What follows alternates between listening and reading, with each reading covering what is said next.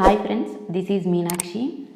ఇవాల్టి క్లాస్లో నేను ఈ ఆసెట్కి సంబంధించి 2010 ప్రీవియస్ పేపర్ని ఎక్స్ప్లెయిన్ చేస్తాను. ఇక్కడ 2014 అని ఉంది, 2014 కాదు 2010 నేను ఎక్స్ప్లెయిన్ చేస్తాను. ఈ 2014 ఎందుకంటే మీకు ఇక్కడ ఓపెన్ అయ్యింది. ఇక్కడ మనకి ఆసెట్ ఎగ్జామ్ అనేది ప్యాటర్న్ 2014 నుంచి మార్చబడింది. 2014 నుంచి మనకి ఆసెట్ ఎగ్జామ్ ప్యాటర్న్ మార్చింది. ఎలా అంటే 2013 వరకు మనకి ఎగ్జామ్ అనేది 75 మినిట్స్ ఉండేది. అలాగే ఈ మార్క్స్ అనేవి 90 మార్క్స్ ఉండేవి. అలాగే నెగిటివ్ మార్క్స్ అనేవి ఉండేవి అనమాట. మనకి నెగిటివ్ మార్క్స్ అనేవి ఉండేవి అప్పుడు 2013 వరకు. బట్ ఇప్పుడు ఎలాగంటే మనకి ఈ ప్యాటర్న్ ఎలా మార్చారంటే 2014 నుంచి 100 మార్క్స్కి ఉంటుంది ఎగ్జాము. అలాగే 90 మినిట్స్ అంటే 1.5 అవర్ ఎగ్జామ్ ఉంటుంది. 100 మార్క్స్ ఉంటాయి, అంటే 100 బిట్స్ ఉంటాయి. ఇక్కడ ఈచ్ బిట్కి 1 మినిట్, 100 మార్క్స్ ఉంటాయి. అలాగే నెగిటివ్ మార్క్స్ అనేవి మనకి ఇక్కడ ఉండవు, నెగిటివ్ మార్క్స్ అనేవి లేవు. ఈ 2014 నుంచి ఆసెట్ ఎగ్జామ్కి నెగిటివ్ మార్క్స్ అనేవి తీసేశారు. ఇప్పుడు మనం 2010 పేపర్ చూద్దాం. 2010 పేపర్ నేను ఎందుకు ఎక్స్ప్లెయిన్ చేయాలనుకుంటున్నానంటే 2010 నుంచి మీకు 2019 వరకు ఎక్స్ప్లెయిన్ చేస్తాను. ఇక్కడ మనం ఫస్ట్ 10 ఎందుకంటే తీసుకున్నాం. మనకి ఈ 2010, 11 ఇవన్నీ మనకి చాలా ఈజీగా ఉండే బిట్స్ అనమాట. ఇక్కడ నుంచి వెళ్తే 2014 నుంచి కొంచెం టఫ్ బిట్స్ ఉంటాయి, అవి ఈజీగా ఉంటాయి. ఫస్ట్ ఇవి చేస్తే కనుక మనకి అవి ఈజీగా ఉంటాయి. ఫర్దర్గా మనం చేసేవి 2014 నుంచి ఏవైతే ఉన్నాయో ఇవి ముందు చేస్తే కనుక అవి మనకి ఈజీ అవుతాయి. అలాగే మనకి ఈ 2010 కంటే ముందు బిట్స్ కూడా నా దగ్గర ఉన్నాయి. 2010 ఇయర్ కంటే ముందు ఇయర్స్ కూడా ఉన్నాయి. కాకపోతే నేను అవి 2010 నుంచి ఎందుకంటే ఎక్స్ప్లెయిన్ చేస్తాను. ఈ ముందు పేపర్స్ అలాగే ఈ 2010, 2011, 2012 ఇవన్నీ మొత్తం ఎక్కడ బిట్స్ అనేవి మారవే, చేంజ్ అవ్వవు, అక్కడక్కడ మాత్రమే మారుతాయి. అంటే రిపీటెడ్ క్వశ్చన్స్ అనమాట. సో మనకి అంతగా రిపీటెడ్ అయిన క్వశ్చన్స్ ఎందుకు చూడడం, ఈ 3 ఇయర్స్ బిట్స్ చూసుకుంటే అన్ని రిపీటెడ్ క్వశ్చన్స్ కూడా కవర్ అవుతాయి. ఆ ఇయర్ అంటే 2010 కంటే ముందు బిట్స్ ఏవైతే ఉన్నాయో అవి కూడా ఇక్కడ కవర్ అయిపోతాయి అనమాట. సో అందుకనే నేను వాటి గురించి ఎక్స్ప్లెయిన్ చేయను, ఎందుకంటే మనకి ఎక్కువ రోజులు లేదు. అక్టోబర్ 13 నుంచి ఎగ్జామ్స్ స్టార్ట్ అవుతాయి కాబట్టి మనం ఈ 10 ఇయర్స్ బిట్స్ చూసుకుంటే సరిపోద్ది. ఇంకా టైం ఉంటే ముందు ప్రీవియస్ ఇయర్ బిట్స్ కూడా నేను ఎక్స్ప్లెయిన్ చేస్తాను. ఇది ఆసెట్కి సంబంధించిన ప్రీవియస్ ఇయర్ బుక్లెట్ అనమాట, క్వశ్చన్ పేపర్ బుక్లెట్. మనకి ఈ ఆసెట్కి కాకుండా మనకి చాలా యూనివర్సిటీల నుంచి పీజీకి సంబంధించి చాలా యూనివర్సిటీస్ నుంచి ఎగ్జామ్స్ అనేవి కండక్ట్ చేస్తారు. అంటే నన్నయ్య, అలాగే నాగార్జున, ఇంకా వెంకటేశ్వర, ఇలా ఉంటాయి కదా. అన్ని యూనివర్సిటీలకి ఈ పీజీ ఎంట్రన్స్ ఎగ్జామ్ టెస్ట్ అనేది కండక్ట్ చేస్తారు. దానికి సంబంధించిన ప్యాటర్న్ గురించి కానీ అలాగే దానికి ఎగ్జామ్స్కి సంబంధించిన ఇన్ఫర్మేషన్ కానీ నాకు తెలీదు. బట్ అందులో క్వశ్చన్స్ అనేవి ఈ విధంగానే మ్యాక్సిమం ఉంటాయి. మనకి ఈ బిట్స్ చదివితే కనుక మిగతా యూనివర్సిటీ వాళ్ళు కండక్ట్ చేసే పీజీ ఎంట్రన్స్ టెస్ట్ ఏదైతే ఉందో వాళ్ళకి కూడా ఈ బిట్స్ అనేవి యూజ్ అవ్వచ్చు. మీరు కావాలనుకుంటే కనుక వాళ్ళు కూడా ప్రిపేర్ అవ్వచ్చు. అంటే ఈ ఆసెట్కి కాకుండా, అంటే ఆసెట్ అనేది మనకి ఆంధ్ర యూనివర్సిటీకి సంబంధించిన ఎగ్జామ్. ఆంధ్ర యూనివర్సిటీలో పీజీ చేయడానికి మాత్రమే మనకి ఈ ఎగ్జామ్ అనేది యూజ్ అవుతుంది. మిగతా యూనివర్సిటీల వాళ్ళు కూడా కండక్ట్ చేసే ఎగ్జామ్స్ ఏవైతే ఉంటాయో ఆ పీజీ సెట్ రాసే వాళ్ళు కూడా ఈ క్వశ్చన్స్ అనేవి చూడొచ్చు. కొంచెం మీకు ప్యాటర్న్ అనేది తెలుస్తుంది కాబట్టి. అలాగే మనం ఇక్కడ ఇంగ్లీష్ మీడియం, తెలుగు మీడియం రెండిట్లోని క్వశ్చన్ పేపర్ అనేది ఉంటుంది. మనకి ఇంగ్లీష్ మీడియంలోనే ఉంటుంది, తెలుగు మీడియంలో కూడా ఉంటుంది. మనం ఇక్కడ ఇంగ్లీష్ మీడియం, తెలుగు మీడియం రెండింటి గురించి ఎక్స్ప్లెయిన్ చేసుకుందాం. ఫస్ట్ క్వశ్చన్ స్టార్ట్ చేద్దాం. ముందు నేను తెలుగులో స్టార్ట్ చేస్తాను క్వశ్చన్ని, తర్వాత ఇంగ్లీష్లోది చదువుతాను.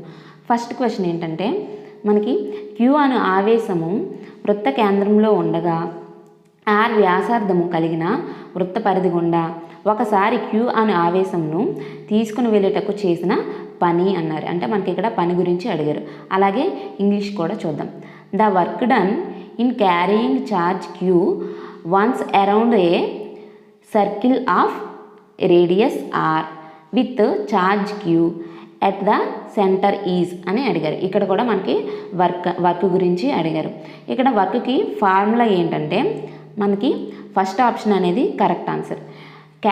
Small q into capital q by 4πε0 R. ఇక్కడ మనకి వర్క్కి ఇది కరెక్ట్ ఆన్సర్. ఆప్షన్ ఏ అనేది కరెక్ట్ ఆన్సర్. అలాగే మనకి ఫోర్స్కి సంబంధించి ఒక ఫార్ములా కూడా ఉంది, ఇక్కడే రిలేటెడ్. అంటే మనకి ఫోర్స్ గురించి అడిగితే దానికి ఫార్ములా ఏంటంటే 1/4πε0.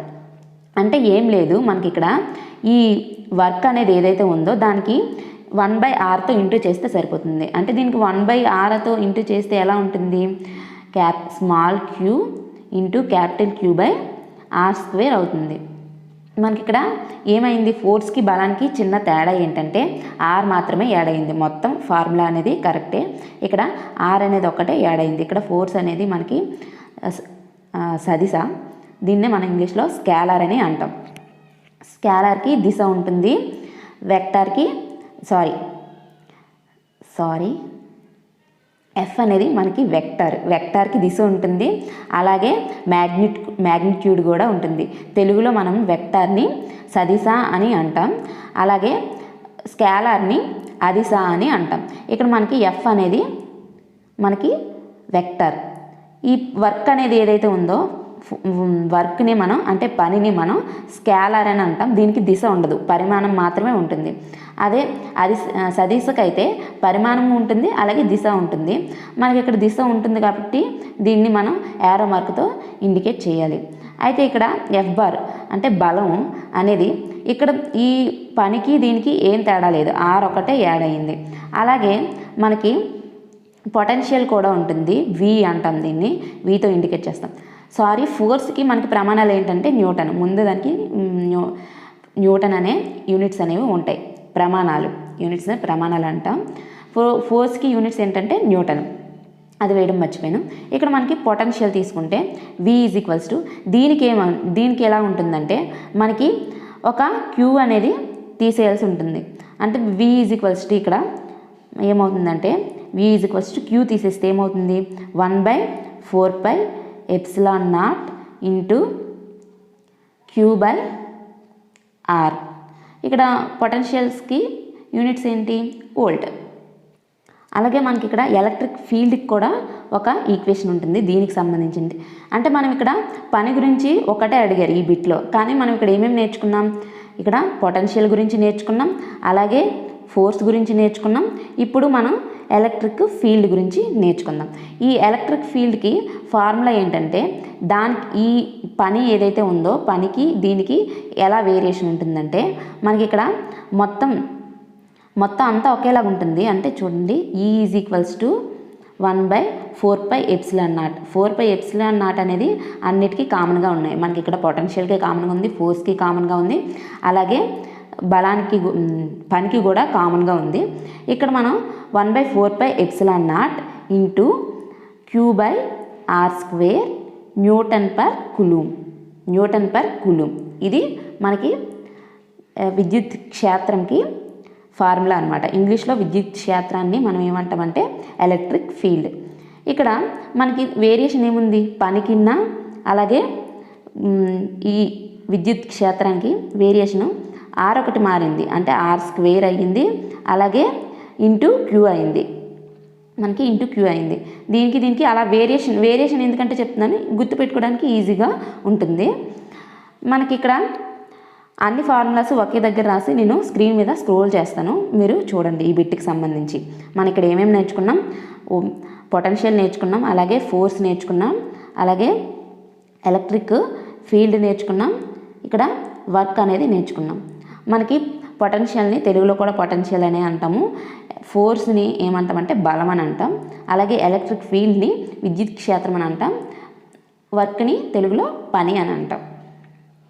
అంటే కొంచెం డీటెయిల్డ్గా చెప్దాం అనుకుంటున్నాను. క్వశ్చన్కి రిలేటెడ్ అయిన మిగతావి, అంటే ఈ విధంగా పని గురించి అడిగారు, దానికి సంబంధించిన మిగతావి కూడా మనకు నేర్చుకుంటే ఎగ్జామ్లో ఎలా బిట్ ఇచ్చినా కానీ రాయొచ్చు అనమాట. ఆ విధంగా చెప్తున్నాను. వీడియో కొంచెం లెంత్ అవుతుంది, కానీ మీకు యూస్ఫుల్గా ఉంటుంది. ఈ వీడియో అనేది మాత్రం మీకు యూస్ఫుల్గా ఉంటుంది. అంటే దానికి రిలేటెడ్గా కూడా చదువుకుంటే మనకి బిట్టు ఏ విధంగా ఇచ్చినా కానీ మనం చేయొచ్చు కదా. సో అందుకనే నేను దానికి రిలేటెడ్గా ఉండేవి కూడా కొంతవరకు ఎక్స్ప్లెయిన్ చేస్తాను. ఇక్కడ మనం సెకండ్ బిట్ చూస్తే ప్రింటింగ్ సరిగ్గా లేదు మనకి ఇక్కడ. సో నేను క్వశ్చన్ చదువుతాను, జాగ్రత్తగా వినండి, మీకు అర్థమవుతుంది. ఇదేంటంటే జెరాక్స్ తీసినవి, ప్రీవియస్ ఇయర్ బిట్స్ని జెరాక్స్ తీసిన పేపర్స్ ఇవి, అందుకనే ఇలా ఉన్నాయి. నేను బిట్ని చదువుతాను, మీరు అలా చూస్తే కనుక అర్థమవుతుంది.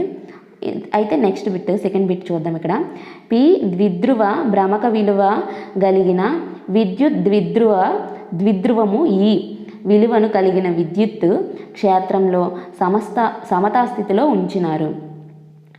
ఈ స్థితి నుండి తీటా అను కోణంలో త్రిప్పుటకు కావలసిన యుగ్మము అని అడిగారు. ఇక్కడ ఇంగ్లీష్లో కూడా చూద్దాం. An electric dipole of momentum P is placed in the position of stable equilibrium in uniform electric field of intensity E. The couple required to rotate in through an angle theta from the initial position is అని అడిగారు. ఇక్కడ మనకి correct option ఏంటంటే P sin theta. Option B అనేది correct answer. Next third question, volt per metre విద్యుత్ క్షేత్ర తీవ్రతకు సరియగు ప్రమాణాలు ఏంటని ఇక్కడ అడిగారు. మనకి ఇంగ్లీష్లో చూసుకుంటే unit electric field in volt per metre is equals to అని కింద కొన్ని యూనిట్స్ ఇచ్చారు. ఇక్కడ మనకి కరెక్ట్ ఆన్సర్ ఏంటంటే 1 న్యూటన్ పర్ కులూమ్. ఆల్రెడీ మనకి ఇక్కడ చెప్పుకున్నాం, ఎలక్ట్రిక్ ఫీల్డ్కి ముందు చెప్పాను కదా, న్యూటన్ పర్ మీటర్ అనేది, న్యూటన్ పర్ కులూమ్ అనేది యూనిట్స్ అని ముందు మనకి ఫస్ట్ క్వశ్చన్లో చెప్పాను. ఏంటి, ఎలక్ట్రిక్ ఫీల్డ్కి న్యూటన్ పర్ కులూమ్ అనేది యూనిట్స్ అవుతుంది. సో ఇక్కడ మనకి కరెక్ట్ ఆప్షన్ ఏంటంటే ఆప్షన్ ఏ అనేది correct, 1 Newton per coulomb. Next fourth bit ఏంటంటే ఇక్కడ ప్రింటింగ్ సరిగ్గా లేదు, క్వశ్చన్ వినండి జాగ్రత్తగా.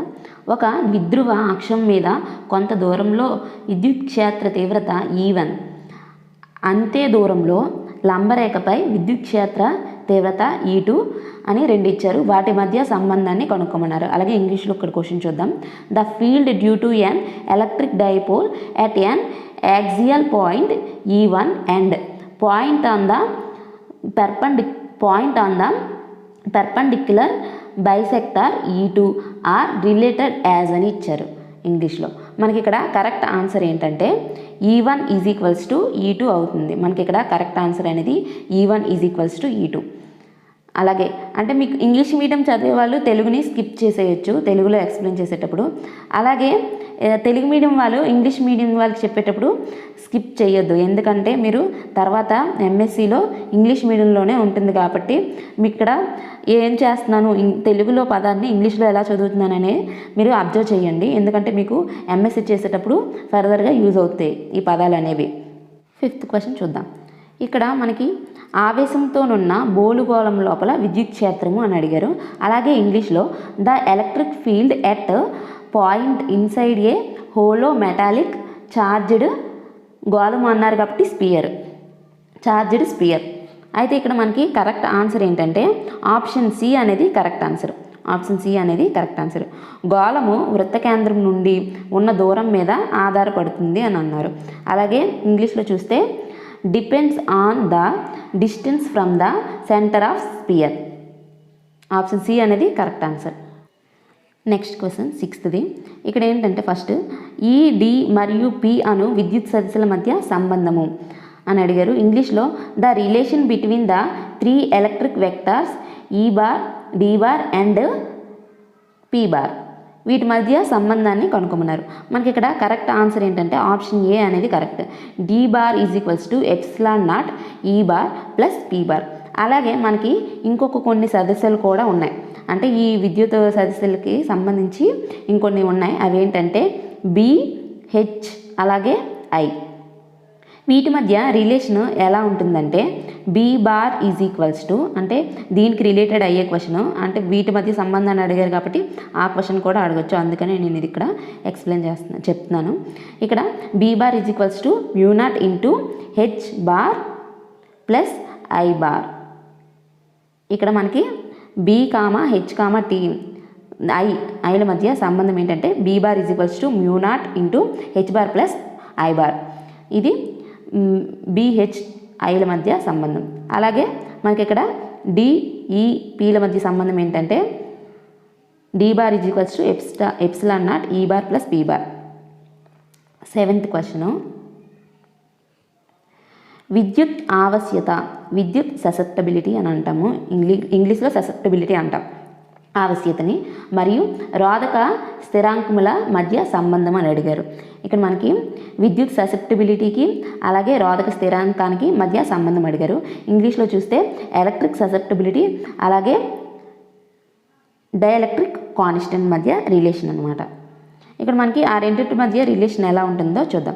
ఇక్కడ ఆప్షన్స్ అనేవి ఎక్కడ కరెక్ట్ ఆప్షన్ అనేది లేదు, కానీ మనకి ఇక్కడ ఆప్షన్ ఏకి కొన్ని మార్పులు చేస్తే మనకి కరెక్ట్ ఆప్షన్ వస్తుంది. ఇక్కడ K-1 ఇంటూ ఎప్సిలాన్ నాట్ అనేది కరెక్ట్ ఆన్సర్. మనకి ఇక్కడ ససెప్టబిలిటీ ఏదైతే ఉందో susceptibility is equals to K-1 into epsilon naught. ఇది మనకి ససెప్టబిలిటీకి అలాగే డైఎలక్ట్రిక్ కాన్స్టెంట్కి మధ్య రిలేషన్. అలాగే దీనికి సంబంధించి రిలేటెడ్గా ససెప్టబిలిటీ ఈజ్ ఈక్వల్స్ టు μ/μ0 -1 ఈ రిలేషన్ని కూడా మీరు ఇక్కడ గుర్తుపెట్టుకోండి. దీనికి సంబంధించింది రిలేటెడే, ఈ విధంగా కూడా అడగచ్చు. నెక్స్ట్ బిట్ ఇది ఇక్కడ మనకి ఏంటంటే నెక్స్ట్ బిట్ ప్రాబ్లమ్స్ అన్నీ నేను ఒకే దగ్గర ఎక్స్ప్లెయిన్ చేస్తాను, ఎందుకంటే ఇక్కడ స్క్రీన్ మీద చేయడానికి ప్లేస్ సరిపోదు, అలాగే అంత ఇంట్రెస్టింగ్గా కూడా ఎక్స్ప్లెయిన్ చేస్తే ఉండదు. సో మనకి ఎంఎస్సి ఎంట్రన్స్ ఫిజిక్స్ ఏదైతే ఉందో, ఫిజిక్స్ ఎంట్రన్స్ ఎగ్జామ్ ఏదైతే ఉందో అందులో మనకి ఫిజిక్స్లో ప్రాబ్లమ్స్ కూడా ఇంపార్టెంట్ అనమాట. ఈ ప్రాబ్లమ్స్ అనేవి నేను ఒక పేపర్ పెన్ యూస్ చేసి డైరెక్ట్గా మీకు వీడియో చేసి క్లాస్ పెడతాను. అన్ని సమ్స్ అనేవి ఒకే దగ్గర చెప్తానమాట. అన్నీ ఇందులో ప్రీవియస్ ఇయర్లో ఇచ్చిన సమ్స్ అన్నీ ఒకే దగ్గర నేను ఒకేసారి ఒకే వీడియోలో ఎక్స్ప్లెయిన్ చేస్తాను. సో మనకి ఇక్కడ జస్ట్ ఆన్సర్ మాత్రమే, నేను ఈ బిట్కి సంబంధించి బిట్ కూడా చదవను, జస్ట్ ఈ ప్రాబ్లమ్స్ ఏవైతే వస్తాయో ఆ ప్రాబ్లమ్స్ వచ్చేటప్పుడు నేను బిట్ కూడా చదవను, ఆన్సర్ మాత్రమే చెప్తాను. ఎందుకంటే మీరు ట్రై చేస్తే ట్రై చేసుకోవచ్చు, అందుకనే ఇక్కడ ఆప్షన్ సి అనేది మనకి ఇక్కడ కరెక్ట్ ఆన్సర్. మీకు ట్రై చేస్తే ఆన్సర్ వచ్చిందో లేదో చూసుకోవడానికి ఇక్కడ ఆన్సర్ అనేది టిక్ పెడతాను అనమాట.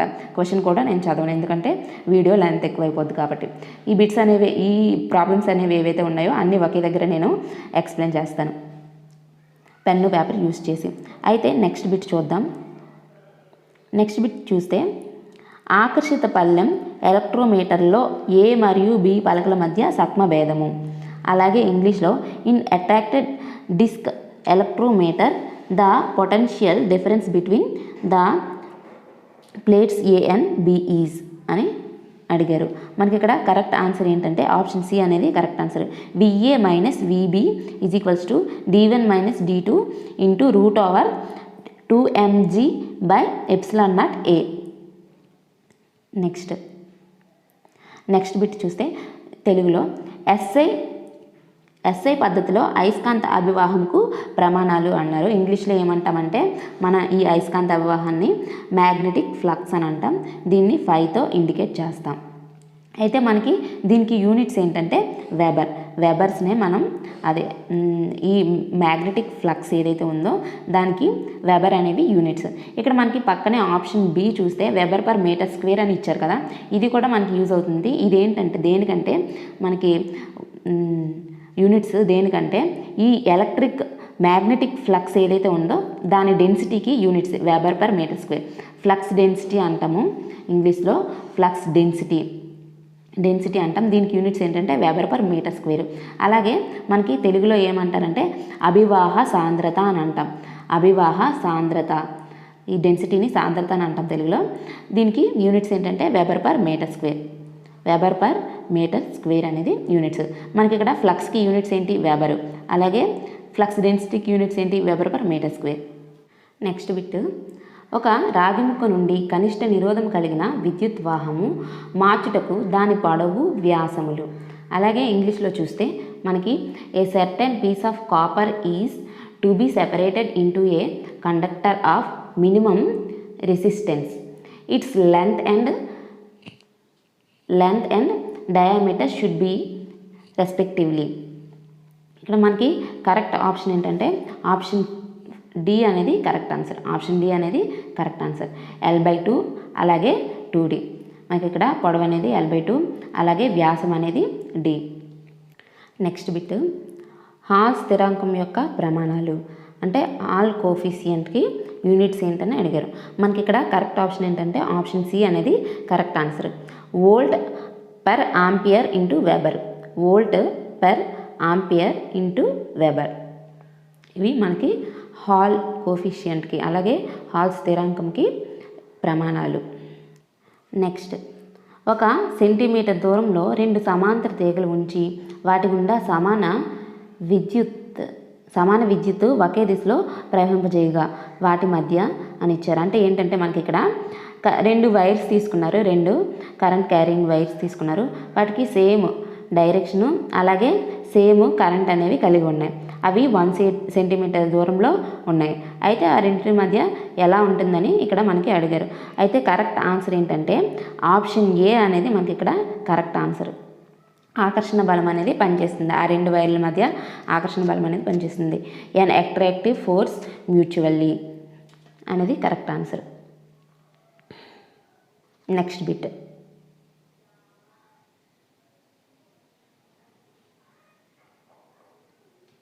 ఫ్లెమింగ్ ఎడమ చేతి నియమంలో బటన్ వేలు దేనిని సూచిస్తుందని అడిగారు. ఇక్కడ మనకి ఫ్లెమింగ్ ఎడమ చేతి రూలు అలాగే ఫ్లెమింగ్ కుడి చేతి రూలు ఉంటుందన్నమాట. అంటే లెఫ్ట్ హ్యాండ్ అలాగే రైట్ హ్యాండ్ రూల్స్ అనేవి 2 ఉంటాయి. అయితే వాటికి సంబంధించి ఇక్కడ మనకి కింద కొన్ని ఆప్షన్స్ ఇచ్చారు. అందులో బటన్ వేలుకి సంబంధించింది ఏంటని అడిగారు. మనకి ఇక్కడ ఫ్లెమింగ్ లెఫ్ట్ హ్యాండ్ రూల్ అయినా అలాగే రైట్ హ్యాండ్ రూల్ అయినా ఏ వేలు అంటే యూస్ చేస్తారు, బటన్ వేలు యూస్ చేస్తారు, చూపుడు వేలు యూస్ చేస్తారు, అలాగే మధ్య వేలు అనేది యూస్ చేస్తారు.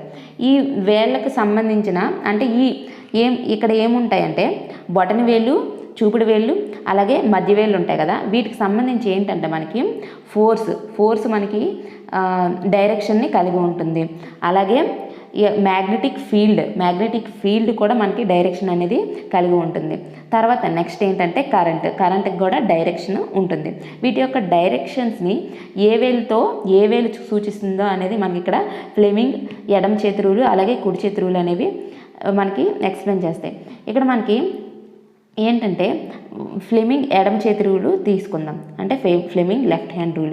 ఈ బటన్ వేలు అనేది ఇలా ఉంటుంది, అలాగే చూపుడు వేలు ఈ డైరెక్షన్లో ఉంటుంది. అలాగే మనకి ఇక్కడ గీయడం సరిగ్గా ఉండదు, కాకపోతే మీరు చేతితో ఒకసారి అనుకుని చూడండి. నేను ఇక్కడ స్క్రోల్ చేస్తాను, ఒక ఫోటో ఇమేజ్ అనేది పైన స్క్రోల్ చేస్తాను, దాన్ని బట్టి మీకు అర్థమవుతుంది. అయితే మనకి ఇక్కడ ఇది బటన్ వేలు అనుకుందాం, అలాగే ఇది చూపుడు వేలు అనుకుందాం, అలాగే ఇది మధ్య వేలు అనుకుందాం. మనకి ఇక్కడ ఏంటంటే FB అలాగే I, FBI. ఇక్కడ F అనేది ఫోర్సు, B అనేది మ్యాగ్నెటిక్ ఫీల్డ్, I అనేది కరెంట్. మనకి ఇక్కడ బటన్ వేలు ఏదైతే ఉందో బటన్ వేలు అనేది మనకి ఫోర్స్ని తెలుపుతుంది అనమాట. ఇక్కడ మనకి ఏం అడిగారు, బటన్ వేలు దేనిని సూచిస్తుందని అడిగారు.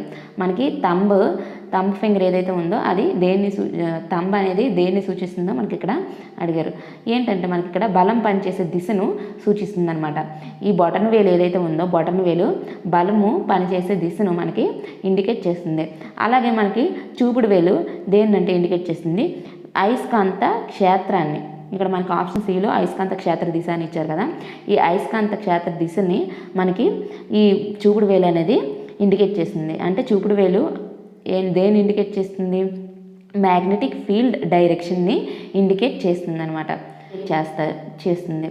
అలాగే మనకి మిడిల్ ఫింగర్ అంటే మనకి మధ్య వేలు దేన్ని ఇండికేట్ చేస్తుందంటే మనకి కరెంట్ డైరెక్షన్ని ఇండికేట్ చేస్తుంది. మిడిల్ ఫింగర్ అనేది కరెంట్ని డైరెక్షన్ని ఇండికేట్ చేస్తుంది. అలాగే తెలుగులో విద్యుత్ ప్రవాహం ఇది ఏదైతే ఉందో అది మిడిల్ ఫింగర్ని ఇండికేట్ చేస్తుంది. మనకి రైట్ హ్యాండ్ థంబ్ రూల్ అయినా లెఫ్ట్ హ్యాండ్ థంబ్ రూల్ అయినా అలాగే రైట్ హ్యాండ్ థంబ్ రూల్ అయినా రెండు కూడా మనకి ఒకే విధంగా డైరెక్షన్స్ అనేవి ఉంటాయి. అంటే వీటిల్లో ఎడమ చేతి వేళ్ళు అయినా కుడి చేతి వేళ్ళు అయినా ఏవైనా కానీ ఒకే విధంగా డైరెక్షన్స్ అనేవి సూచిస్తాయి అన్నమాట. అంటే మనకి ఇక్కడ లెఫ్ట్ హ్యాండ్ థంబ్ రూల్లో మనకి బటన్ వేల్ అనేది బలం పనిచేసే దిశని సూచిస్తుంది అన్నాం కదా.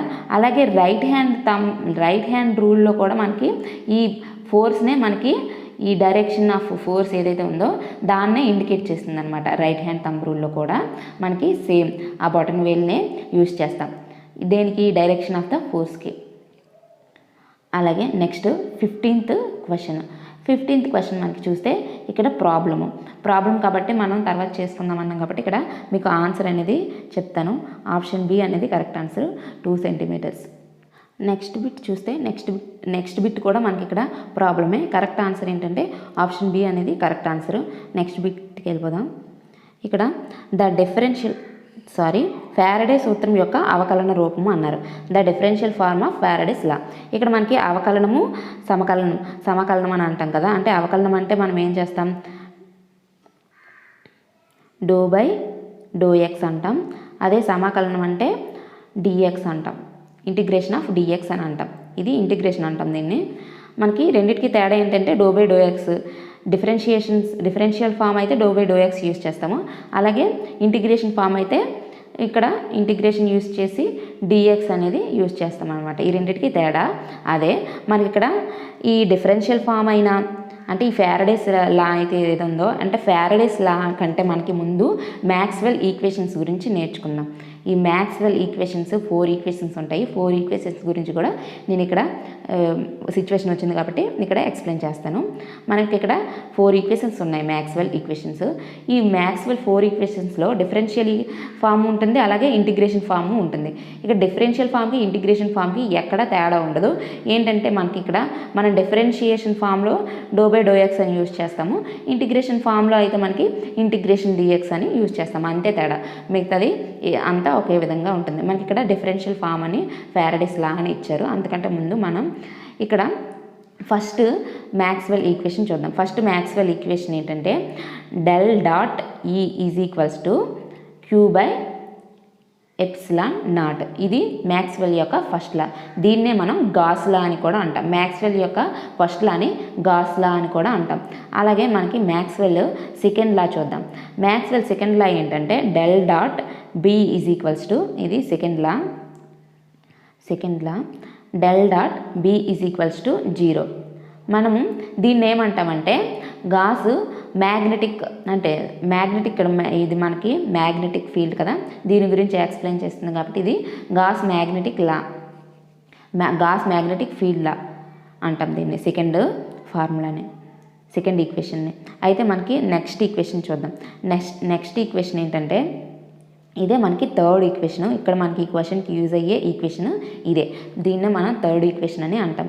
అంటే మనకి ఇక్కడ కరెక్ట్ ఆప్షన్ ఏంటంటే ఆప్షన్ ఏ అనేది మనకి కరెక్ట్. దీన్నే మనం థర్డ్ మ్యాక్స్వెల్ ఈక్వేషన్ అని అంటాం. ఇది ఎక్స్ కాదు, ఇక్కడ రాస్తాను మీకు. థర్డ్ మ్యాక్స్వెల్ ఈక్వేషన్ ఏంటంటే డెల్ క్రాస్ ఈ bar is equals to minus symbol అనేది కంపల్సరీ. మనకి ఇక్కడ మైనస్ లేనిది కూడా ఇచ్చారు, ఇక్కడ ఇవ్వలేదు. అలా కూడా ఇవ్వచ్చు, మనకు మైనస్ లేకుండా కూడా ఇవ్వచ్చు. ఇక్కడ minus doe B bar by doe T. ఇది మనకి మ్యాక్స్వెల్ థర్డ్ ఈక్వేషన్. అలాగే ఫారడేస్ లా అని అంటాం. మ్యాక్స్వెల్ థర్డ్ లానే మనం ఇక్కడ ఫారడేస్ లా అంటాం. అయితే ఇప్పుడు లాస్ట్ ఫోర్త్ ఈక్వేషన్. ఈ ఫోర్త్ ఈక్వేషన్ ఏంటంటే మనకి del cross B bar is equals to mu epsilon doe E by doe T. ఇక్కడ మనకి థర్డ్ లాకి ఫోర్త్ లాకి చిన్న కనెక్షన్ ఉంది. ఇక్కడ మనం ఈతో చేసాం, ఇక్కడ బి బార్తో చేసాం. మనం క్రాస్ ప్రొడక్ట్ అనేది ఇక్కడ థర్డ్ లాలో ఈ బార్తో చేసాం, అలాగే ఫోర్త్ ఈక్వేషన్లో బి బార్తో చేసాం. ఇక్కడ కూడా మనకి చేశాక అంటే క్రాస్ ప్రోడక్ట్ చేశాక బి బార్ వచ్చింది, ఇక్కడ మనకి ఈ బార్ అనేది వచ్చిందనమాట. మనకి ఇక్కడ ఫోర్త్ ఈక్వేషన్ ఏమంటామంటే యాంపియర్స్ లా అని అంటాం. ఫోర్త్ ఈక్వేషన్ యాంపియర్స్ లా అంటాం. అంటే మనకి ఫస్ట్ ఈక్వేషన్ ఏమన్నాం, గాస్ లా అన్నాము. సెకండ్ ఈక్వేషన్ ఏమన్నాం, గాస్ మ్యాగ్నెటిక్ ఫీల్డ్ లా అన్నాం. థర్డ్ లాని ఏమన్నాం మనం, ఫారడేస్ లా అన్నాం. ఇదే మనకి కరెక్ట్ ఆన్సరు, ఫారడేస్ లా అన్నాం. అలాగే ఫోర్త్ లాని యాంపియర్స్ లా అని అంటాం. మనకి ఇక్కడ ఎగ్జామ్లో ఫోర్త్ లా అనైనా అడగచ్చు, యాంపియర్స్ లా అనైనా అడగచ్చు. మనకి ఫస్ట్ ఈక్వేషన్ ఏమంటాం, సెకండ్ ఈక్వేషన్ ఏమంటాం, థర్డ్ ఈక్వేషన్ ఏమంటాం, ఫోర్త్ ఈక్వేషన్ ఏమంటామో ఒకసారి చూసుకోండి. అయితే నెక్స్ట్ బిట్ ఏంటంటే బాలిస్టిక్ గ్యాల్వనోమీటర్ యొక్క ఆవేశ సూక్ష్మగ్రాహ్యతకు విద్యుత్ సూక్ష్మగ్రాహ్యతకు గల నిష్పత్తి అని అడిగారు. అంటే the ratio of charge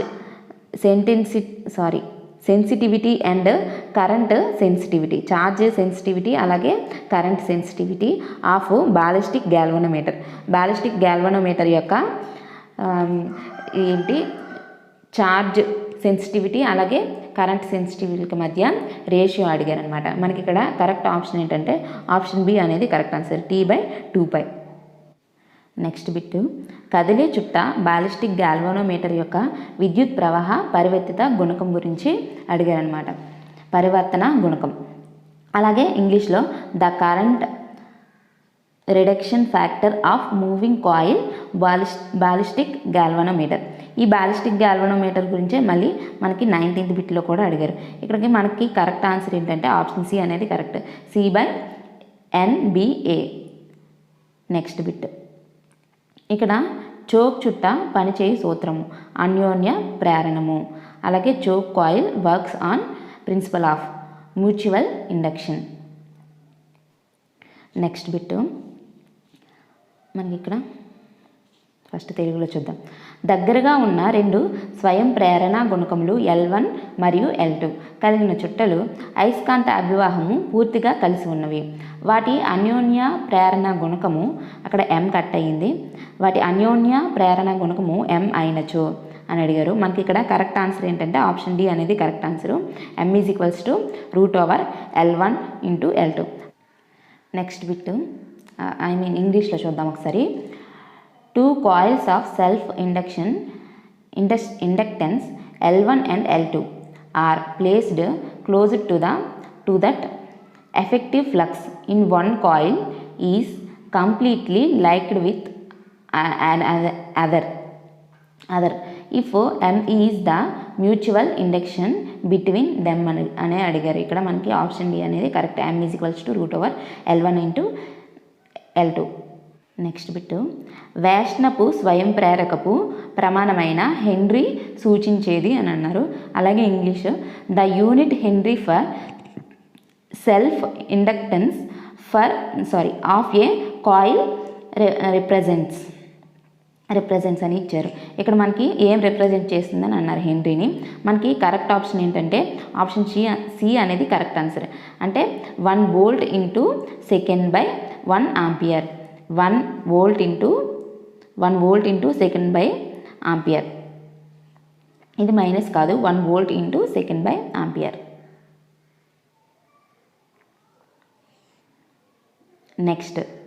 next bit ఏంటంటే మనకి ఇక్కడ క్వశ్చన్ ఇచ్చారు. ఇక్కడ కరెక్ట్ ఆన్సర్ ఏంటంటే ఆప్షన్ ఏ అనేది correct answer. Next bit 24th bit చూద్దాం. గాస్కు సమానమైన విలువ అంటే మనకి ఇక్కడ 1 గాస్ = ఎంత అని అడిగారు. 1 గాస్ = 10⁻⁻⁴. 1 gas = 10⁻⁻⁴ Tesla. టెస్లా అంటే మనకి దేనికి యూనిట్స్ అంటే మనం విద్యుత్ అంటే ఫ్లక్స్ ఏదైతే ఉందో ఫ్లక్స్ యొక్క డెన్సిటీ అని ఇంతకుముందు చెప్పుకున్నాం బిట్లో. ఫ్లక్స్ యొక్క డెన్సిటీ అంటే ఫ్లక్స్ సాంద్రత గురించి నేర్చుకున్నాం. అభివాహ సాంద్రత, ఫ్లక్స్ డెన్సిటీ, అభివాహ సాంద్రత, వాటికి యూనిట్స్ ఏమన్నాం? Wb/m², స్క్వేర్ మీటర్ అని అన్నాం, Wb/m² అన్నాం. అయితే ఈ Wb/m² అనేది దేనికి ఈక్వల్ అంటే ఒక టెస్లాకి ఈక్వల్. ఇది టౌ కాదు, టీ. టెస్లా క్యాపిటల్ టీతో ఇండికేట్ చేస్తాం. నెక్స్ట్ బిట్, ఏకాంతర voltage E = E0 sin ωt వర్గమూలము విలువ అని అడిగారు. అలాగే ఇంగ్లీష్లో the root mean square value of alternating voltage E = E0 sin ωt is అని అడిగారు. మనకి ఇక్కడ కరెక్ట్ ఆప్షన్ ఏంటంటే ఆప్షన్ ఏ అనేది కరెక్ట్ ఆన్సర్. E0/√T అనేది correct answer. Next 27th bit, శ్రేణి అనునాదపు LCR వలం యొక్క అనునాద పౌనపున్యం F0 విలువ. అలాగే the resonant frequency F0 at series resonant LCR circuit అని ఇచ్చారు. మనకి ఇక్కడ కరెక్ట్ ఆన్సర్ ఏంటంటే ఆప్షన్ బి అనేది correct answer. F0 = 1/2 2π√LC. Next మనకి 29th క్వశ్చన్, శుద్ధ ప్రేరక వలయంలో విద్యుత్ ప్రవాహము అని ఇచ్చారు. ఇక్కడ మనకి ఆప్షన్ ఏ అనేది కరెక్ట్. ఈ శుద్ధ ప్రేరక వలయంలో విద్యుత్ ప్రవాహం ఎలా ఉంటుందంటే విద్యుత్ చాలక బలం కన్నా వెనుక 90 degrees దశాభేదంతో ఉంటుంది అని ఇచ్చారు. తర్వాత నెక్స్ట్ ఇంగ్లీష్లో in a purely inductive circuit the current అని ఇచ్చారు. ఇక్కడ ఏంటంటే lags behind the EMF by 90 degrees. విద్యుత్ చాలక బలంనే మనం ఇంగ్లీష్లో ఈఎంఎఫ్ అని అంటాం అనమాట. నెక్స్ట్ బిట్, పాయింటింగ్ సదిశకు ప్రమాణాలు, యూనిట్స్ ఆఫ్ పాయింటింగ్ వెక్టర్. మనకి ఇక్కడ కరెక్ట్ ఆప్షన్ అనేది ఏది ఇవ్వలేదన్నమాట. మనకి కరెక్ట్ ఆన్సర్ ఏంటంటే joule per square metre into second. అంటే మనకి ఇక్కడ కరెక్ట్ ఆప్షన్తో ఇది మనకి ఎక్కడ కరెక్ట్ ఆప్షన్ అవుతుంది? ఆప్షన్ డి అనేది మనకి కొంచెం కలిసింది. Joule metre square into metre square అని ఉంది. ఇక్కడ మీటర్ స్క్వేర్ దగ్గర మనం స్క్వేర్కి మైనస్ పెట్టుకుంటే ఇది మనకి దీంతో ఈక్వల్ అవుతుంది. ఎందుకంటే పైకి వెళ్తే -2 అవుతుంది కదా. అంటే మనకి ఇక్కడ కింద ఉంది మీటర్ స్క్వేర్ అనేది, పైకి వెళ్తే ఏమవుతుంది? -2 అవుతుంది. అంటే మనకి ఇది ఆన్సర్ అవ్వచ్చు -2 అని పెట్టుకుంటాం. కానీ మనకి ఇక్కడ కరెక్ట్ ఆన్సర్ ఏంటంటే పాయింటింగ్ సదిశ ఏదైతే ఉందో, పాయింటింగ్ వెక్టర్ ఏదైతే ఉందో దానికి యూనిట్స్ ఏంటంటే joule per metre square into second అనేది కరెక్ట్ ఆన్సర్. నెక్స్ట్ బిట్ చూద్దాం. ఈ క్రింది వాణిలో ఏది మ్యాక్స్వెల్ సమీకరణం అని ఇచ్చారు. ఇక్కడ మనకి ఎన్నో సమీకరణమో ఇవ్వలేదు, ఇక్కడ కొన్ని సమీకరణాలు ఇచ్చి అందులో ఏది కరెక్ట్ సమీకరణమో మనం ఇప్పుడు గెస్ చేయాలి. Maxwell equation. మనకి ఇక్కడ కరెక్ట్ ఆప్షన్ ఏంటంటే ఆప్షన్ బి అనేది మనకి ఇక్కడ కరెక్ట్ ఆన్సర్. ఎందుకంటే ఇది ఇంటిగ్రేషన్ ఫామ్లో ఉంది. ఇది సెకండ్ మ్యాక్స్వెల్ ఈక్వేషన్ ఇంటిగ్రేషన్ ఫామ్లో ఉంది. మనకి ఇది ఆల్రెడీ డిఫరెన్షియల్ ఫామ్లో మనం ముందు నేర్చుకున్నాం, ముందు క్వశ్చన్స్లో. ఇక్కడ ఆప్షన్ బి అనేది కరెక్ట్ ఆన్సర్. ఇక్కడ ఈ అనేది రాంగ్ అనమాట. E=0 అనేది రాంగ్. కర్ల్ బి అనేది కూడా రాంగ్. మనకి ఇక్కడ కర్ల్ బి అనేది వచ్చింది, మనకి ఒక వాల్యూ ఉంది. సో ఇది కూడా రాంగే. మనకి కరెక్ట్ ఆన్సర్ ఏంటంటే integration of b.ds=0. Next, the velocity of ఇంగ్లీష్లో చూద్దాం, ఫస్ట్ తెలుగులో చూద్దాం. అంతరాళంలో విద్యుత్ అయస్కాంత తరంగము వేగమని ఇచ్చారనమాట. మనకి ఇక్కడ కరెక్ట్ ఆన్సర్ ఏంటంటే ఇంగ్లీష్లో ఫస్ట్ చూద్దాం. The velocity of electromagnetic wave in space is అని మనకి ఇక్కడ ఇచ్చారు. కరెక్ట్ ఆన్సర్ ఏంటంటే ఆప్షన్ సి అనేది మనకి ఇక్కడ కరెక్ట్ ఆన్సర్. 1/√μ0 ఇంటూ ε0. నెక్స్ట్, ఇక్కడ వాహకములో చర్మలోత అని మనకి ఇక్కడ 4 ఆప్షన్స్ ఇచ్చారు. అలాగే ఇంగ్లీష్లో తర్వాత చూద్దాం, మనకి ఫస్ట్ తెలుగులో చూద్దాం. ఇక్కడ మనకి కరెక్ట్ ఆన్సర్ ఏంటంటే ఆప్షన్ బి అనేది కరెక్ట్ ఆన్సర్. వాహకంలో చర్మ లోతు ఎలా ఉంటుందంటే పౌనపుణ్యం పెరిగినా తగ్గుతుంది. అంటే ఈ పౌనపుణ్యం ఏదైతే ఉందో అది పెరిగితే చర్మలోతు ఏదైతే ఉందో అది తగ్గుతుంది. అంటే మనకి ఇక్కడ చర్మలోతుకి పౌనపుణ్యానికి మధ్య సంబంధం ఏముంది? పౌనపుణ్యంకి విలోమానుపాతంలో చర్మలోతు అనేది ఉంది. అంటే పౌనపుణ్యం పెరిగితే చర్మలోతు తగ్గుతుంది, పౌనపుణ్యం తగ్గితే చర్మలోతు అనేది పెరుగుతుంది అనమాట. అలాగే మనకి ఇక్కడ the skin depth in good conductor. ఇందులో మనకి కరెక్ట్ ఆప్షన్ ఏంటి? రెండింటికి ఒకటే కరెక్ట్ ఆప్షన్. ఆప్షన్ బి అనేది కరెక్ట్ ఆన్సర్. అంటే decrease with increasing the frequency increase అయితే మనకి స్కిన్ డెప్త్ అనేది డిక్రీజ్ అవుతుంది.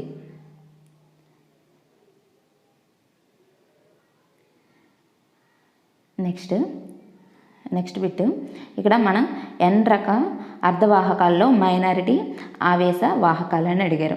అంటే మైనారిటీ అంటే తక్కువగా ఉండడం, అలాగే మెజారిటీ అంటే ఎక్కువగా ఉండడాన్ని మనం ఎక్కువగా ఉండే వాటిని మెజారిటీ అంటాం, తక్కువగా ఉండే వాటిని మైనారిటీ అని అంటాం అనమాట. ఇక్కడ N రకం అన్నారంటే మనం P రకం కూడా ఇక్కడే డిస్కస్ చేద్దాం, ఎందుకంటే రెండు ఒకే దగ్గర చదువుకుంటే మనకి గుర్తుంటుంది. ఇక్కడ N రకం అర్ధవాహకాల్లో మనకి మైనారిటీ ఆవేశాలు ఏంటంటే రంధ్రాలు.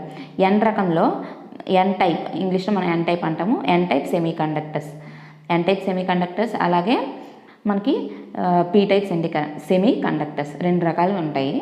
ఇక్కడ దీనిలో ఇంగ్లీష్లో మైనారిటీ ఛార్జ్ క్యారియర్స్ అని అంటాము, తెలుగులో మైనారిటీ ఆవేశ వాహకాలని అంటాం.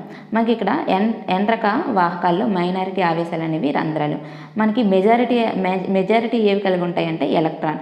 అంటే మనకి ఇక్కడ సింపుల్గా గుర్తుపెట్టుకోవడానికి ఏంటంటే ఎన్ రకం అంటున్నాం. ఎన్ అంటే నెగిటివ్, ఎన్ అంటే నెగిటివ్ అనుకుందాం. మనకి ఎలక్ట్రాన్కి ఏ ఆవేశం ఉంటుంది? నెగిటివ్ని కలిగి ఉంటుంది, రుణావేశం కలిగి ఉంటుంది. ఇంగ్లీష్లో మనం చూసుకుందాం. ఇక్కడ ఎలక్ట్రాన్ యొక్క ఆవేశం అనేది నెగిటివ్.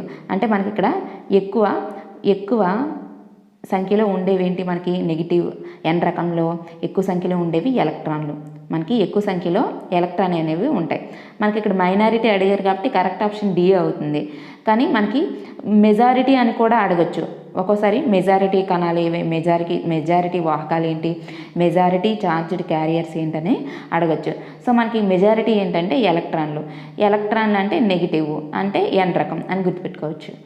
నెక్స్ట్ ఇంకా పీ రకంకి ఎలా ఉంటుందంటే, ఇప్పుడు పీ రకం కూడా చూద్దాం. పీ టైపు సెమీకండక్టర్స్ చూద్దాం.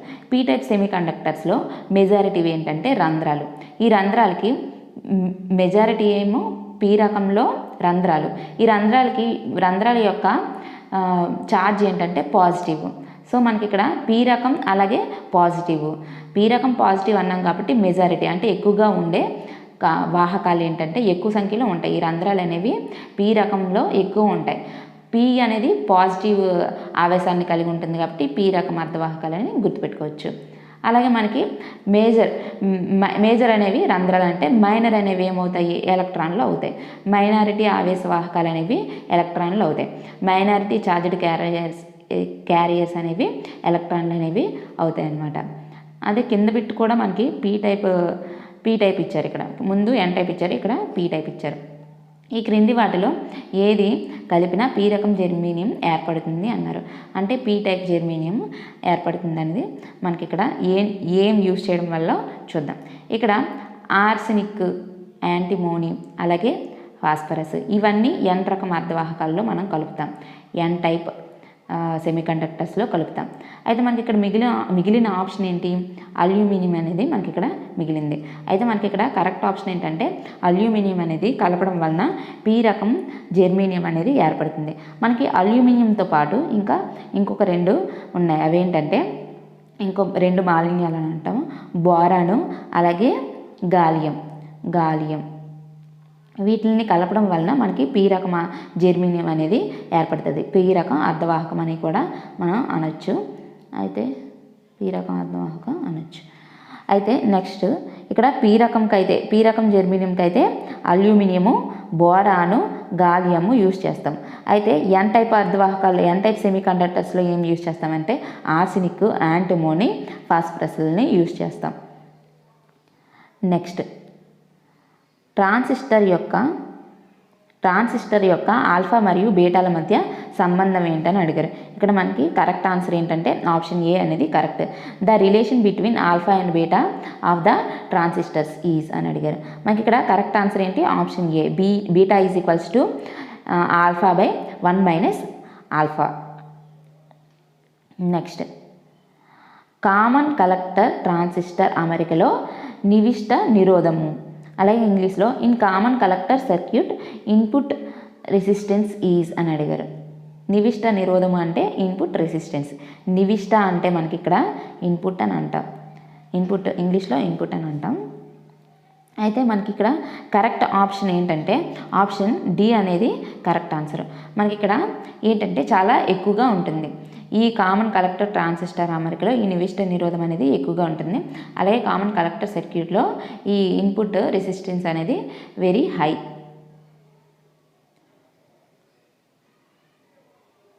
మనకి ఈ బిట్ చూస్తే ఇదేంటి? ఇది కూడా మనకి ప్రాబ్లంకి సంబంధించిందే. ఇది మనం ఇక్కడ మనం వదిలేద్దాం, ప్రాబ్లమ్స్ చేద్దాం. అయితే ఇక్కడ మనకి కరెక్ట్ ఆన్సర్ ఏంటో చూద్దాము. ఆన్సర్ ఏంటంటే ఆప్షన్ బి అనేది కరెక్ట్ ఆన్సర్. మీరు కావలిస్తే ట్రై చేయండి. Next 38th bit. ఇక్కడ మనకి ఈ క్రింది వాటిలో ఏది సార్వత్రిక ద్వారం అని అన్నారు. యూనివర్సల్ గేట్ అంటే నాండ్ నారులనే మనం యూనివర్సల్ గేట్లని అంటాం. నాండ్ నారు.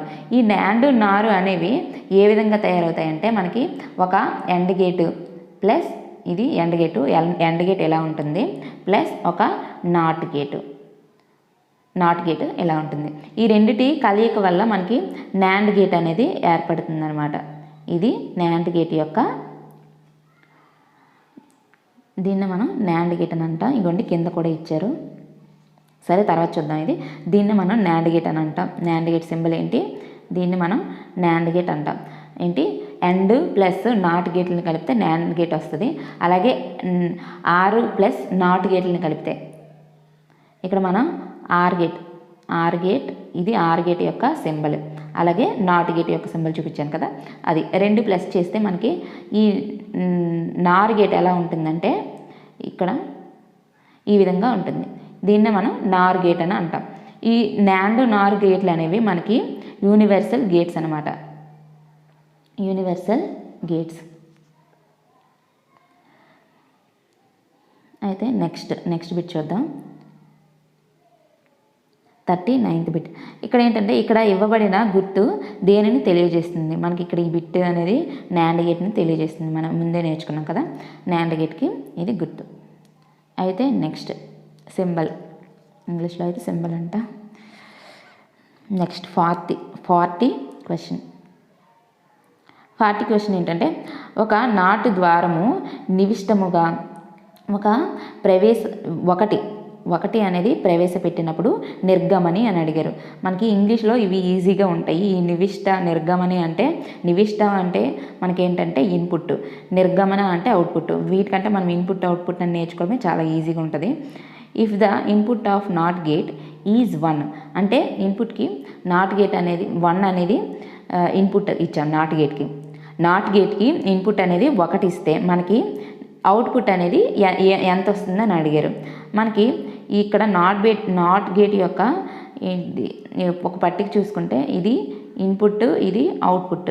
ఈ రెండిట్లో మనం ఇక్కడ నాట్ గేట్ అనేది రివర్స్ గేట్ అనమాట. మనం 1 ఇస్తే 0 వస్తుంది, 0 ఇస్తే 1 వస్తుంది. అంటే 1 ఇన్పుట్ ఇస్తే మనకి 0 అవుట్పుట్ వస్తుంది. అంటే మనకి ఇక్కడ కరెక్ట్ ఆన్సర్ ఏంటంటే ఆప్షన్ బి అనేది కరెక్ట్ ఆన్సర్. మరి 0 ఇన్పుట్ ఇస్తే అప్పుడు అవుట్పుట్ ఏమొస్తుంది? 1 వస్తుంది. అంటే రివర్స్. నాట్ గేట్ అంటేనే రివర్స్ అని మనకి ఇక్కడ అర్థం. మనకి నెక్స్ట్ బిట్ ఏంటంటే వాయువులకు ఏదైనా ఉష్ణోగ్రత వద్ద ఈ క్రింది వానిలో ఏది సరైన సమాధానము? Which of the following is correct for the A gas at any temperature?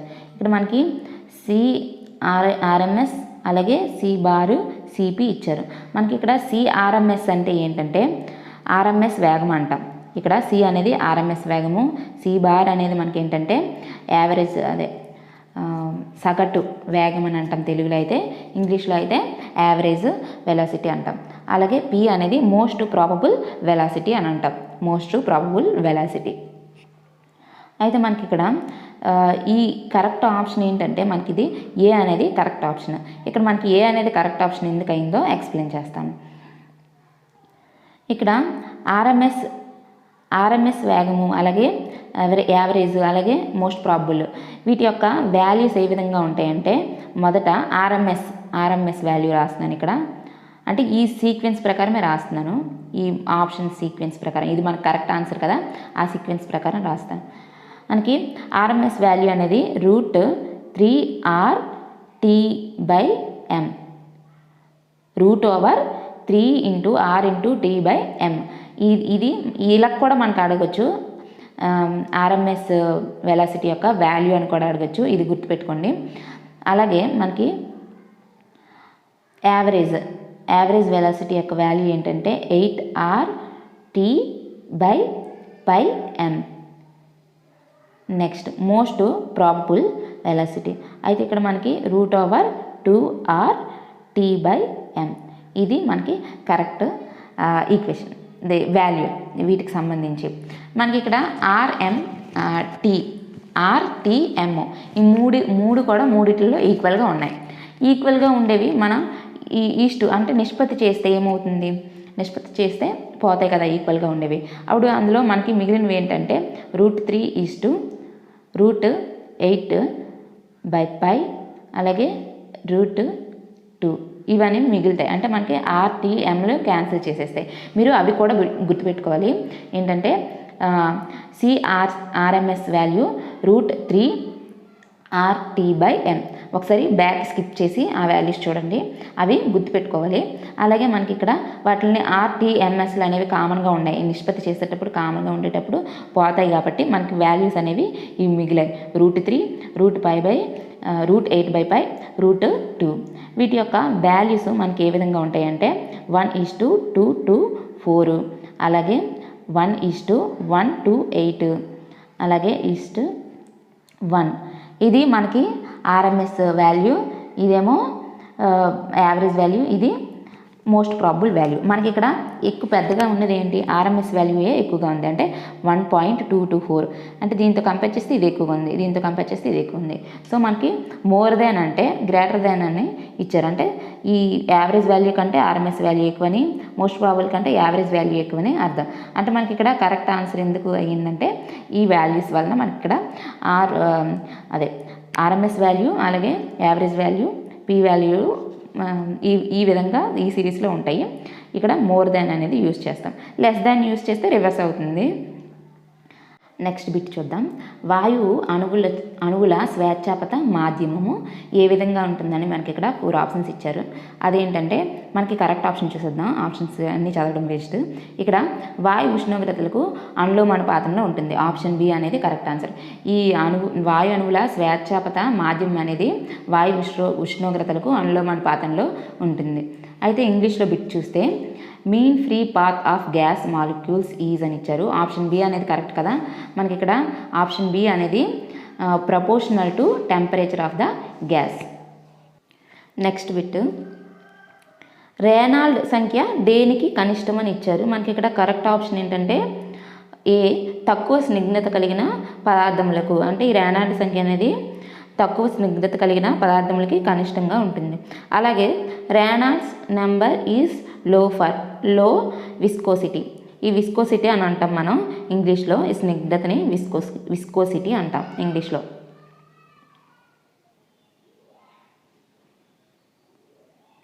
మనకి ఇక్కడ స్థిరోష్ణక ప్రక్రియలో ఆదర్శ వాయువుల యొక్క సమీకరణం అని 4 ఆప్షన్స్ ఇచ్చారు. మనకి కరెక్ట్ ఆప్షన్ ఏంటంటే ఇక్కడ PV/γ అనేది కరెక్ట్ ఆప్షన్. ఇంగ్లీష్లో చూస్తే the gas equation valid for adiabatic process. Adiabatic ప్రాసెస్లో Q అనేది మనకి కాన్స్టెంట్గా ఉంటుంది. అలాగే మనకి ఇంకా చాలా ప్రాసెస్లు ఉంటాయి, అవి ఫర్దర్గా నేర్చుకుందాం, ఇక్కడ వీడియో అనేది లెంత్ అయిపోతుంది.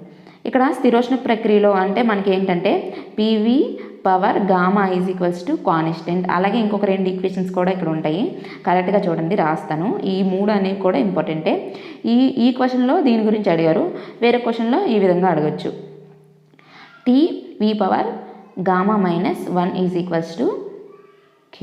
అలాగే P(1 - γ) ఈజ్ ఈక్వల్స్ ఇంటూ ఇది T, ఇది into T(γ) is equals to constant.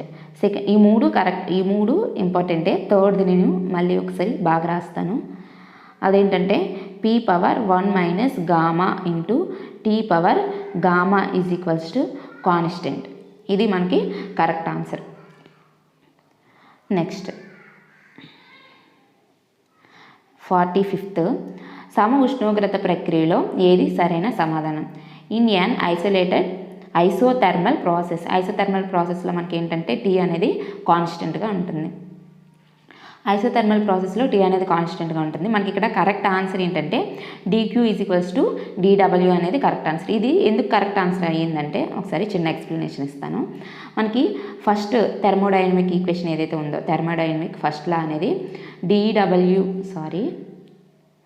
dQ is equals to du plus dW. ఇది మనకి thermodynamic first equation.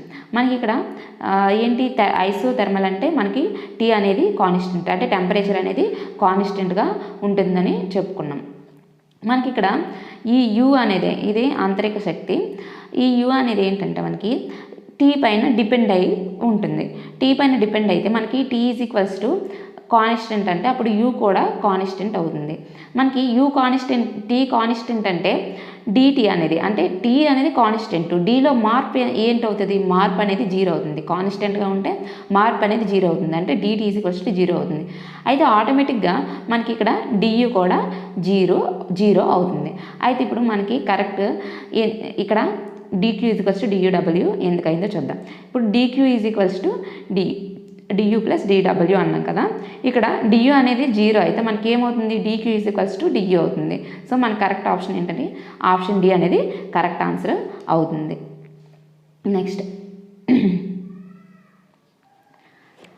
Next bit, Carnot చక్రంలో వాడబడే పదార్థముల యొక్క ఫలిత ఎంట్రోపీలో మార్పు ఏంటి అని అడిగారు. ఫలిత మార్పు అనేది శూన్యం. ఇక్కడ the net gain in entropy of working substance in Carnot cycle is అని అడిగారు. 0 అనేది మనకి ఇక్కడ కరెక్ట్ ఆన్సర్. నెక్స్ట్ ఇది మనకి 27th క్వశ్చన్ అనేది ప్రాబ్లం. సో మనకి ఇక్కడ కరెక్ట్ ఆన్సర్ ఏంటంటే 20% అనేది కరెక్ట్ ఆన్సర్. నెక్స్ట్ బిట్ చూద్దాం. ఇక్కడ మనకి ఏమడిగారంటే ఈ క్రింది వానిలో ఏది ఉష్ణగతిక సత్వము అంటే థర్మోడైనమిక్ పొటెన్షియల్, ఈ క్రింది వానిలో ఏదని అడిగారు. మనకి థర్మోడైనమిక్ పొటెన్షియల్ అనేవి 4 ఉంటాయి. 4 పొటెన్షియల్స్ అనేవి ఉంటాయి. అవి ఏంటంటే ఫస్ట్ చూద్దాం. ఇంటర్నల్ ఎనర్జీ యు అంటాం దీన్ని. అలాగే హెల్మ్హోల్ట్జ్ ఫ్రీక్వెన్సీ, దీన్ని Fతో ఇండికేట్ చేస్తాం. అలాగే మనకి ఎంథాల్పీ అనేది Hతో ఇండికేట్ చేస్తాం. ఇంకోటి ఏంటంటే Gibbs frequency, Gibbs free energy, దీన్ని Gతో డెనోట్ చేస్తాం. మనకి ఇక్కడ 4 ఉన్నాయి. ఏంటంటే U, F, H అలాగే G. మనకి ఎంథాల్పీ, ఇక్కడ 4 ఆప్షన్స్లో మనకి కరెక్ట్ ఆప్షన్ ఏంటంటే ఎంథాల్పీ అనేది కరెక్ట్ ఆన్సర్. మనకి U అనేది అంతరిక్ష శక్తి, F అనేది హెల్మ్హోల్ట్జ్ ఫ్రీ ఎనర్జీ, అలాగే H అనేది మనకి ఎంథాల్పీ. ఇది తెలుగులో కూడా మనం అలాగే అంటాం, ఇంగ్లీష్లోని తెలుగులోని ఒకే విధంగా అంటాం ఎంథాల్పీ అని. Gibbs free energy G. అంటే ఇక్కడ మనకి ఎంథాల్పీ గురించి అడిగారు, వేరే క్వశ్చన్లో మనకి వేరే విధంగా అడగచ్చు, అందుకని 4 ఇక్కడే చెప్పాను. అయితే తర్వాత నెక్స్ట్ క్వశ్చన్ ఏంటంటే జౌల్ కెల్విన్ ఫలితంలో ఈ క్రింది వానలో ఏది ఉష్ణోగ్రతలో వృద్ధిని పొందుతుంది అని అడిగారు. మనకి ఇక్కడ కరెక్ట్ ఆప్షన్ ఏంటంటే హీలియము. అయితే ఇంగ్లీష్లో చూసుకుంటే మనకి ఇక్కడ ఇంగ్లీష్లో కూడా హీలియం అనేది correct answer. Joule kelvin effect అంటాము ఇంగ్లీష్లో, ఉష్ణోగ్రతను టెంపరేచర్ అంటాం, అది మళ్ళీ చదవాల్సిన అవసరం లేదు. అయితే నెక్స్ట్ బిట్ ఏంటంటే మనకి ఈ క్రింది వానిలో ఏది క్లాసియస్ క్లాపెరాన్ సమీకరణము అన్నారు. ద క్లాసియస్ క్లాపెరాన్ ఇది ఈక్వేషన్ అంటాం ఇంగ్లీష్లో, మళ్ళీ సపరేట్గా ఎందుకు చదవడం, వీడియోలో అంతా ఎక్కువ అయిపోతుంది. నెక్స్ట్ మనకి ఇక్కడ కరెక్ట్ ఆన్సర్ ఏంటంటే ఆప్షన్ డి అనేది correct answer. dP/dt is equals to L/T into V2 minus V1, ఇది Clausius Clapeyron equation. Important repeated question, అది చాలాసార్లు అడిగింది. అయితే నెక్స్ట్ బిట్ చూద్దాం. ఫస్ట్ తెలుగులో చూద్దాం. మనకి ఇక్కడ ఏమడిగారంటే వీన్స్ సూత్రం ప్రకారం గరిష్ట శక్తికి సంబంధించిన తరంగ దైర్ఘ్యము అనేసి మనకి ఇక్కడ 4 ఆప్షన్స్ ఇచ్చారు. దానికంటే ముందు మనం ఇక్కడ ఒక ఫార్ములాని చూద్దాం, ఈక్వేషన్ని చూద్దాం. Lambda maximum is equals to B/T, ఈ విధంగా ఉంటుంది ఫార్ములా అనేది. అయితే మనకి ఇక్కడ కరెక్ట్ ఆప్షన్ ఏమవుతుంది ఇక్కడ టీ ఉంది కదా. సో మనకి ఇక్కడ టీ యూస్ చేస్తాం కాబట్టి టీ అనేది కరెక్ట్ ఆప్షన్ అవుతుంది. ఆప్షన్ సి అనేది మనకి ఇక్కడ కరెక్ట్ ఆన్సర్. అంటే ఉష్ణోగ్రత టీకు విలోమానుపాతంలో ఉంటుంది. మనకి ఇక్కడ బయలో ఉంటే విలోమానుపాతంలో ఉందంటాం, హారంలో ఉంటే విలోమానుపాతంలో ఉంటుంది అంటాం, లవంలో ఉంటే అనులోమానుపాతంలో ఉంటుందని అంటాం. అయితే మనకి ఇక్కడ హారంలో ఉంది కాబట్టి మనకి కరెక్ట్ ఆప్షన్ ఏంటంటే ఉష్ణోగ్రత టీకు విలోమానుపాతంలో ఉంటుంది. అయితే అలాగే ఇంగ్లీష్లో చూద్దాం. మనకి ఇక్కడ the wavelength corresponding to the maximum energy according to Wien's law. మనకి ఇక్కడ correct answer option C, inversely proportional to tea.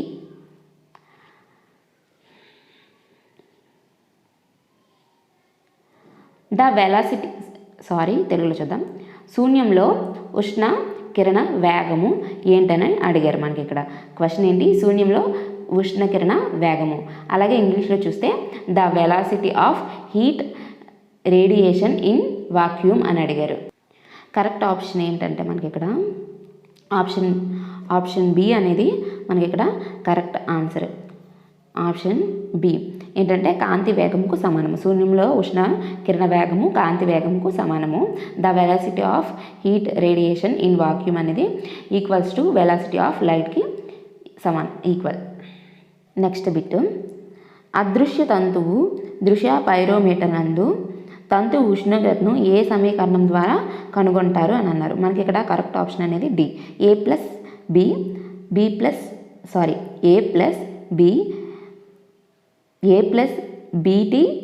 City square. A plus B T plus C T square ఇది మనకి కరెక్ట్ ఆన్సరు. మనం ఇంగ్లీష్లో చూస్తే the depending filament optical pyrometer the temperature of the filament is calculated from అని అన్నారు. అంటే correct option D. Next bit చూద్దాం.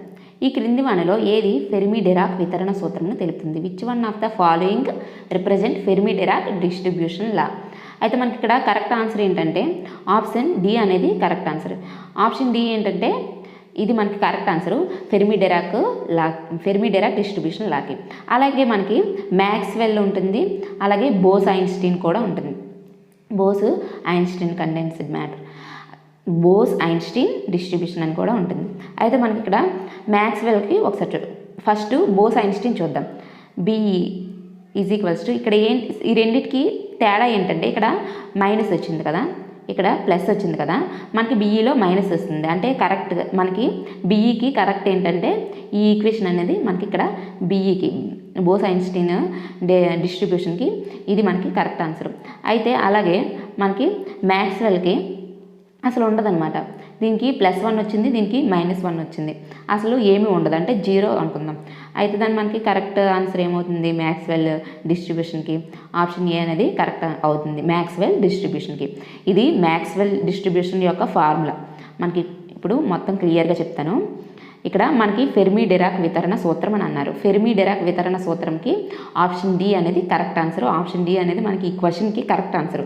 మనకి వేరొక విధంగా అడిగితే నేను ఎక్స్ట్రాగా చెప్తున్నాను. వేరొక విధంగా మనకి దీంతో పాటు ఇంకొక 2 వితరణ సూత్రాలు అనేవి ఉన్నాయన్నమాట. ఆ 2 ఏంటంటే మనకి బోస్ ఐన్స్టీన్ వితరణ సూత్రము లేదా బోస్ ఐన్స్టీన్ డిస్ట్రిబ్యూషన్ లా. దానికి ఏంటంటే ఇక్కడ మనకి కరెక్ట్ ఆన్సర్ అనేది ఇది అవుతుంది. అయితే ఇంకోటి కూడా ఉంది మ్యాక్స్వెల్కి మనకి దగ్గర కరెక్ట్. మ్యాక్స్వెల్కి అనేది +0 అవుతుంది, ఫెర్మి డిరాక్కి +1 అవుతుంది. అలాగే మనకి ఇక్కడ బోస్ ఐన్స్టీన్కి -1 అవుతుంది. ఇవే తేడాలు, మిగతా అంతా ఒకే విధంగా ఉంటుంది. అందుకే ఒకే దగ్గర చెప్పాను, మీకు ఈజీగా ఉంటుంది అర్థం చేసుకోవడానికని. సో మనకి 3 కూడా ఇంపార్టెంటే, 3 నేర్చుకోండి. నెక్స్ట్ బిట్ ఇక్కడ ఏంటంటే కటక వ్యవస్థకు కార్డినల్ బిందువులు అని అడిగారు. అలాగే number of cardinal points in a lens system 6 అని ఇచ్చారు. మనకి ఇక్కడ కరెక్ట్ ఆన్సర్ ఏంటంటే 6 కార్డినల్ బిందువులు అనేవి ఉంటాయి. నెక్స్ట్ మనకి ఇది క్వశ్చన్ అనేది ప్రాబ్లం కాబట్టి ప్రాబ్లంకి ఆన్సర్ ఏంటి? ఆప్షన్ ఏ అనేది కరెక్ట్ ఆన్సర్. నెక్స్ట్ ఇక్కడ ఏంటంటే ఒక ఆవరణ ద్విసంయోగంలో 2 కటకాల నాభ్యంతరాల నిష్పత్తి అని మనకి 4 ఆప్షన్స్ ఇచ్చారు. 4 ఆప్షన్స్ కూడా మనకి ఇక్కడ రాంగే. ఈ ఆప్షన్ డి అనేది మనకి కనిపించట్లేదు కాబట్టి ఇది మనం ఇక్కడ కరెక్ట్ ఆప్షన్గా తీసుకుందాం. అక్కడ ఆప్షన్ డి ప్లేస్లో మనం ఏం వేసుకోవచ్చు అంటే F1/F2 is equals to W1/W2 ఈ విధంగా ఆప్షన్ 4 అనేది ఇచ్చారు. అంటే ఆప్షన్ ఏ అలాగే ఆప్షన్ 4 అనేది ఒకటే ఇచ్చేసారు. కాకపోతే మనకి కరెక్ట్ ఆన్సర్ ఏంటంటే మైనస్ వస్తుంది. ఈ మైనస్ అనేది మనకి ఇక్కడ కరెక్ట్, మైనస్ పెట్టుకుంటే కరెక్ట్ ఆప్షన్ అయిపోతుంది. F1/F2 is equals to -W1/W2 అనేది మనకి ఇక్కడ కరెక్ట్ ఆన్సర్. అంటే ఇక్కడ ఫస్ట్ ఆప్షన్ కూడా మనం ఇక్కడ మైనస్ పెట్టుకుంటే కరెక్ట్ ఆప్షన్ అయిపోద్ది. ఇది మనకి నాభ్యంతరాల నిష్పత్తికి ఆన్సర్ అనమాట. అయితే నెక్స్ట్ బిట్, దేనిని ఉపయోగించడం వలన గోళీయ విపత్రమును తగ్గించవచ్చును? మనకి సమతల కుంభ కటకములను యూజ్ చేయడం ద్వారా ఈ గోళీయ విపతనాలను అనేవి తగ్గించవచ్చు. నెక్స్ట్ యంగ్ జంట చీలికల ప్రయోగంలో చీలికల మధ్య దూరము సగమునకు, చీలికలు మరియు తెరల మధ్య దూరము 2 రెట్లు చేయబడినవి. అప్పుడు పట్టి వెడల్పు ఎంత అని అడిగారు. మనకి ఇక్కడ కరెక్ట్ ఆన్సర్ ఏంటంటే ఆప్షన్ డి అనేది మనకి ఇక్కడ కరెక్ట్ ఆన్సరు. ఇంగ్లీష్లో in Young's double slit experiment the separation between the slit is halved and the distance between the slit and screen is doubled. The fringe width is అని అడిగారు. మనకి ఇక్కడ quarter pole అనేది correct answer. Option D అనేది correct answer. అయితే next bit చూద్దాం. Next bit ఏంటంటే మనకి ఇక్కడ ప్రాబ్లం ఇది. అయితే మనకి ఇక్కడ కరెక్ట్ ఆప్షన్ ఏంటంటే ఆప్షన్ ఏ అనేది కరెక్ట్ ఆన్సర్. ఇక్కడతో 60 బిట్స్ అయ్యాయి. ఇంకా 30 బిట్స్ ఉన్నాయి. మనకి ఇది 2010 పేపర్ కాబట్టి 90 బిట్స్ మాత్రమే ఉంటాయి. అయితే ఇక్కడతో 60 బిట్స్ అయ్యాయి. ఇంకా 30 బిట్స్ నేను ఇంకొక వీడియో చేస్తాను, చిన్న వీడియోలో. మనకి ఇక్కడ ఎందుకంటే వీడియో లెంత్ అనేది చాలా ఎక్కువగా అయిపోయింది ఈ వీడియోకి. సో చూడడానికి అంత ఇంట్రెస్టింగ్గా ఉండదు. అందుకనే ఈ 30 బిట్స్ అనేవి మళ్ళీ సపరేట్గా చేస్తాను, సపరేట్ వీడియోలో చేస్తాను. మీకు అలా కాదు, మాకు మొత్తం పేపర్ ఒకే వీడియోలో లెంత్ ఎక్కువైనా పర్వాలేదని కామెంట్ చేస్తే కనుక నేను ఈ పేపర్స్ అనేవి ఒక పేపర్కి ఒకే వీడియో చేస్తాను, మీరు కామెంట్ చేసినట్లయితే. లేదంటే కనుక సపరేట్ 2 వీడియోస్, పార్ట్ 2 పార్ట్ 1 వీడియోలాగా చేస్తాను ఒక పేపర్ని. అండ్ ఇంకా ఏంటంటే మనకి ఈ పార్ట్ 2 పార్ట్ 1 కంటే ఒకే వీడియోలో అంటే ఇంట్రెస్టింగ్గా ఉంటుంది, కాకపోతే లెంత్ ఎక్కువ అవుతుంది. కానీ మీకు లెంత్ ఎక్కువైనా పర్వాలేదని కామెంట్ చేస్తే నేను ఒకే వీడియోలో చేసేస్తాను. Thank you for watching.